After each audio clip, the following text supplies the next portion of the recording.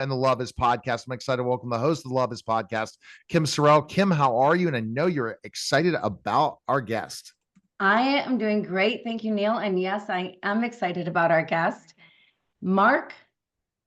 Marc Smerling, you have done some things that have just been absolutely incredible. You've been nominated for Academy Awards and you've won Grammys and you've done or Emmys. I'm so impressed with your work. I love the Jinx. The Jinx did so well and it's so good and it's just done in sort of a different way than a lot of the things that you see. And now you've got this new podcast coming out, or it's come out, and it's so good. I just want to say thank you for coming and welcome to the show. Well, thanks for having me. I'm glad to be here. Talk about Anthony Ramondi. Yes. Yeah, Anthony Ramondi. My word, what a story that man is. And for you to be a part of it, pretty exciting, I would think. But what is it like to work with Anthony Ramondi? You know what?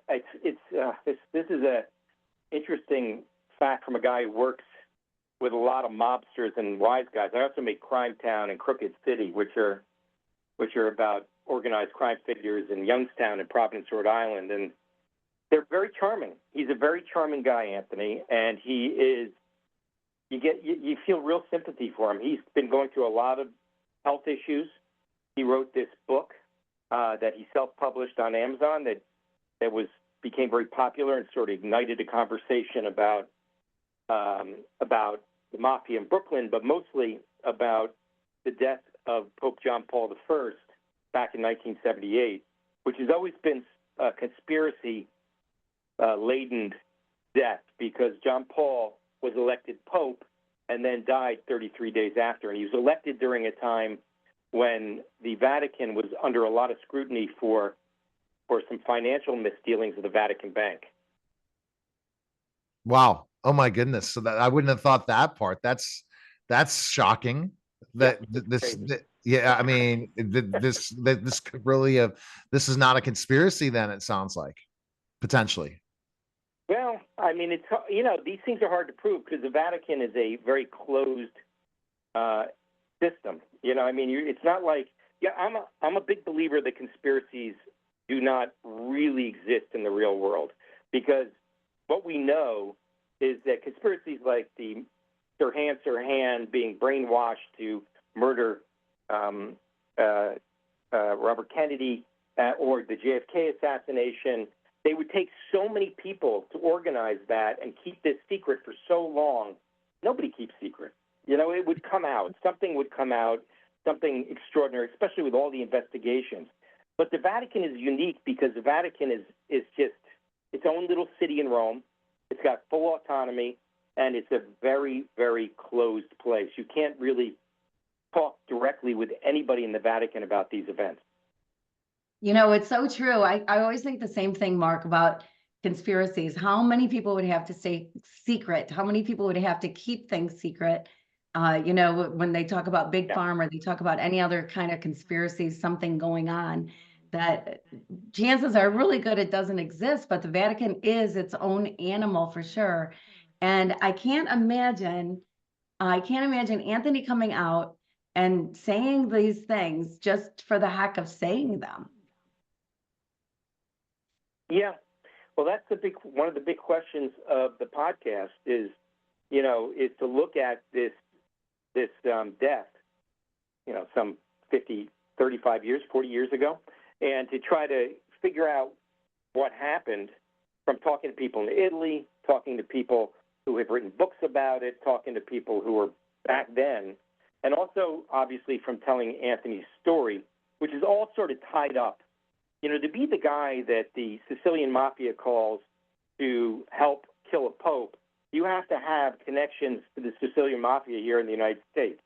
And you have to be sort of a special case in a lot of ways. And Anthony, in his book, outlines his life, and his entire life is moving towards this one event. Marc, what is Anthony thinking? Putting him, I know he's dying. What is he thinking doing this? Yeah. By putting all these secrets out? Is he hiding, or is he still in hiding, or he doesn't care if someone ends up taking him out now? I think he doesn't really care. He's been so ill. I think that to a large extent, there's been a lot of controversy over his stories. Obviously, like all conspiracies, some people are going to believe it, some people aren't going to believe it. But I think really what he's thinking, and there's been a lot of talk about he just wants to cash in on a big story and make some money. And I don't think that's what's going on here. I really believe that Anthony has come to the end of his life, and he wants to sort of have some sort of, moment of recognition for who he is and what he accomplished. Even though what he accomplished is a very dark thing, he doesn't want to die without telling his story. And I run into this all the time. I mean, everybody's like, oh, the Mafia never speaks, omerta, blah, blah, blah. When certain mobsters get to a certain age, they start to talk about their lives because it's all they got. It's a story that they can tell, and it's one that they think, they want out there in the world. And Bob Durst was like that, too. I mean, Bob invited us out to California after we wrote this movie, All Good Things, with Ryan Gosling and Kirsten Dunst, and he suggested that we make a documentary about his life. Now, that seems kind of crazy, right? Because he knew he killed 3 people, for sure, Sorry, guys, I got a dog here. That's It's cool. No, absolutely. Yeah, that's so true. Yeah, I know. You would think that it's crazy that he would want to tell the story, but he did. But I think you're right. People get to a certain age, and listening to the introduction, even starting at the introduction, it just grabs you about Anthony's story. And one of the things that he talks about is that he wants to go to heaven. And he feels like he's got to confess his sins. Like, he sounds completely 100% sincere. He is a brilliant guy at some level. He has a big brain. He remembers a lot of stuff. I mean, what's in that podcast is a small fraction of the stories he told. And his ear for detail is really incredible. So either he's the greatest mob historian in history, or he actually touched a lot of these events. And remember, these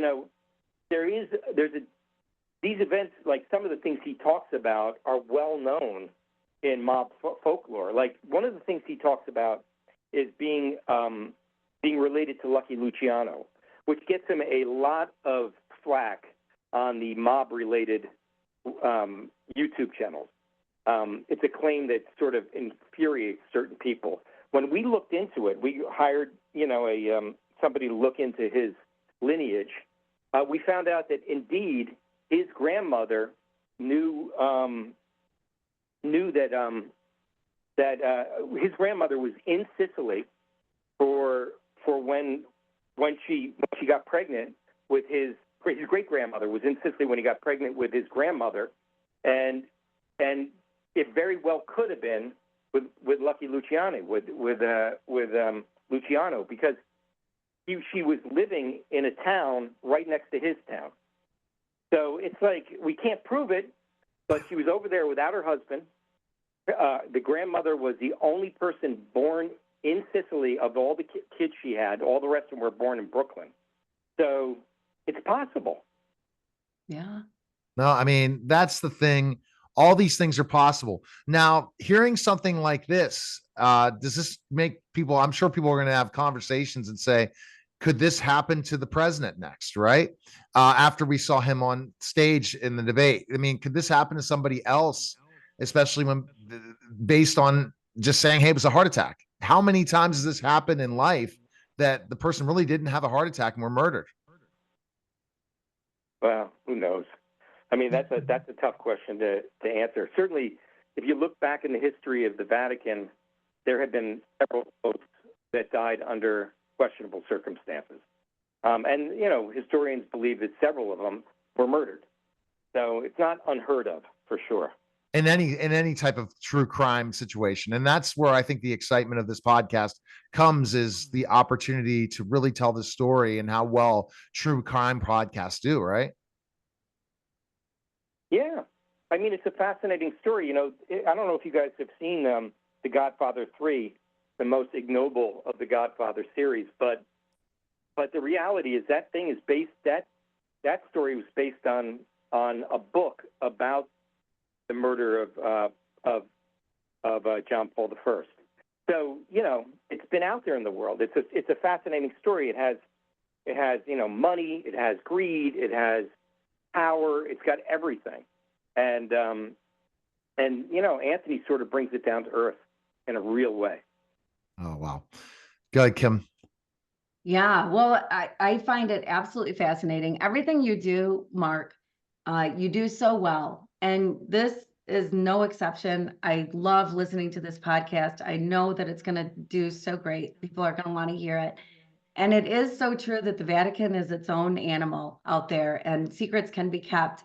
And I just find it absolutely fascinating that this man is at this stage of life and here he wants to come out and kind of tell all. How has there been any backlash because of it or anything happening around it? Yeah, when the book came out, now the podcast has only been out a short time, and the podcast goes through all the iterations. We don't just talk to Anthony Ramondi and let him tell a story. We actually talk to other people who are part of this story. People from Italy, people from the United States who've looked into it, who've done a lot of work. So, but when his book came out, there was a tremendous amount of controversy. You know, there was a lot of backlash online, and there were a lot of people saying, "Oh, this could be true," and there are a lot of people saying it could. You know, it's all baloney. So it's a continuing controversial story. Well, I'm going to have to listen to that for sure. Kim has a final question. It's a love question. It'll be interesting, Mark, but I think that anyone who does something as much that loves doing what they're doing, it's definitely going to be interesting. Go ahead, Kim. Yeah, so Mark, I took a year, I dedicated a year to figuring out the true meaning of love. And the things that I found out about love just blew my mind and rocked my world. So different than anything that I'd been taught about love. And which sounds so odd asking you this question when we're talking about Anthony and talking about your incredible work. But I am curious where love plays a role in it all. Like Anthony is a man, you know, he had family, he had friends, he had whatever, like he's a man who definitely loved, but then was able to do all these things that were not so great. Where do you think love plays a part? Yeah, I've always wanted to make a series about love, but with the eye of a true crime story, you know? I mean, there's a lot of, like, controversial and difficult love stories that could be told, you know? And it feels like, you know, that is one of the things in crime stories that create a connection between the criminal and the viewer, right? It's something that, you know, that we understand when we hear it, and we understand that emotion. We understand why people do things for love. And criminals sometimes do extreme things for love, you know? So ultimately, it's, you know, I'm always looking for the emotional underpinning of a story. And if you're listening to the Ramondi podcast, which you're obviously listening to, you get that he was someone who was part of a big family, and he was part of a family that loved him. And that's important, because then he's like a fully formed human being. He's just not some sort of cardboard cutout of a wise guy. All right. Well, thanks again, Mark. Again, check out the podcast. It's available on all podcast networks. Appreciate it, Mark, and thanks for stopping by. All right. Thank you for having me. All right. That was a special simulcast of the Neil Haley Show and the Love Is podcast, guys. Take care.